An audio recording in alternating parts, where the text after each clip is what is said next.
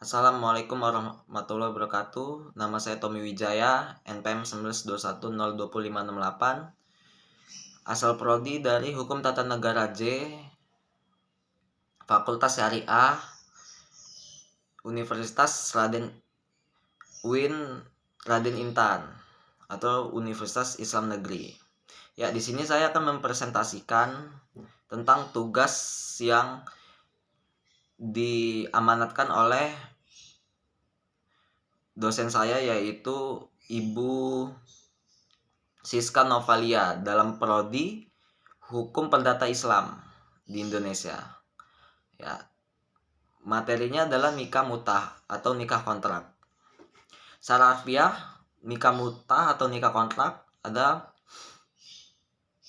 harfiahnya adalah pernikahan kesenangan atau lebih dikenal dengan istilah kawin kontrak. Adalah pernikahan dalam tempo masa tertentu.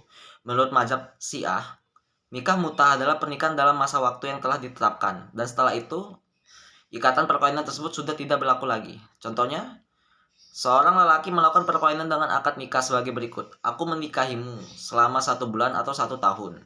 Kemudian wanita itu menjawab, aku terima. Maka masa nikah suami istri akan berakhir dalam waktu sesuai dengan akad tersebut.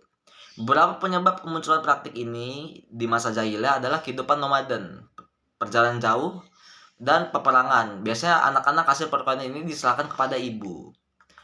Nah, di sisi lain, dikutip dari sejarah, nikah mutah pernah diperbolehkan pada masa awal Islam karena situasi darurat.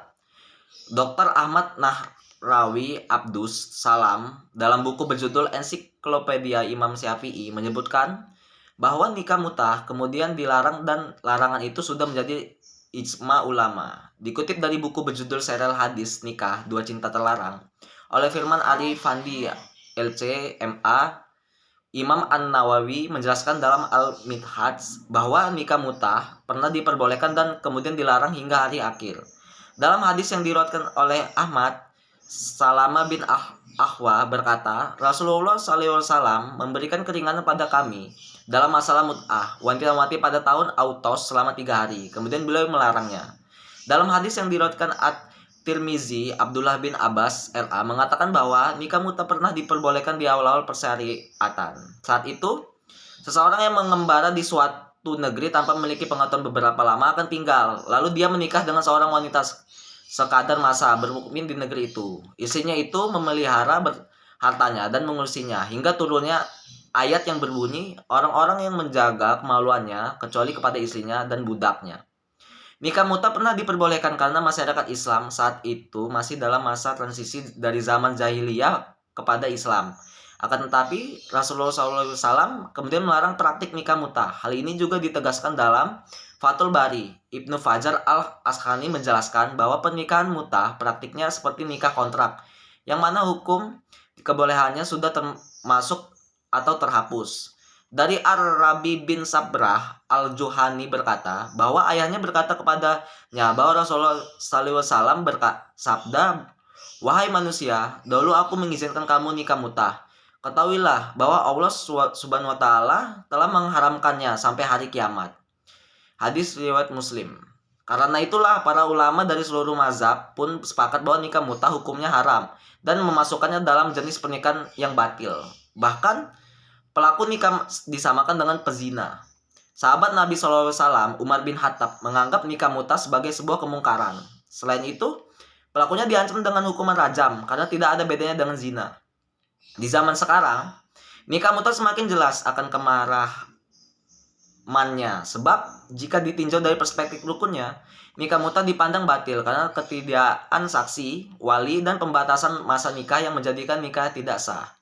Kalaupun ada saksi dan wali, tidak jarang para pelaku adalah palsu. Qaris Shihab juga mengatakan bahwa nikah mutah tidak sejalan dengan tujuan perkawinan yang diharapkan Al-Quran. Dalam hal ini, suatu pernikahan tentunya diharapkan langgeng, sehidup dan semati, bahkan sampai hari kiamat. Kendati demikian, ia menyebutkan bahwa terhadap perbedaan pandangan antara ulama, Sunni, dan Syiah terkait nikah mutah ini, dalih bahwa Umar bin Khattab lah yang melarang nikah mutah dijadikan pegangan ulama Syiah untuk membolehkan nikah mutah. Sementara ulama Sunni melarang nikah mutah namun tetap membedakannya dengan perzinaan. Akan tetapi, Qais Shihab juga menyebutkan tidak sedikit ulama Syiah yang tidak menganjurkan mut'ah karena dapat merugikan kaum wanita.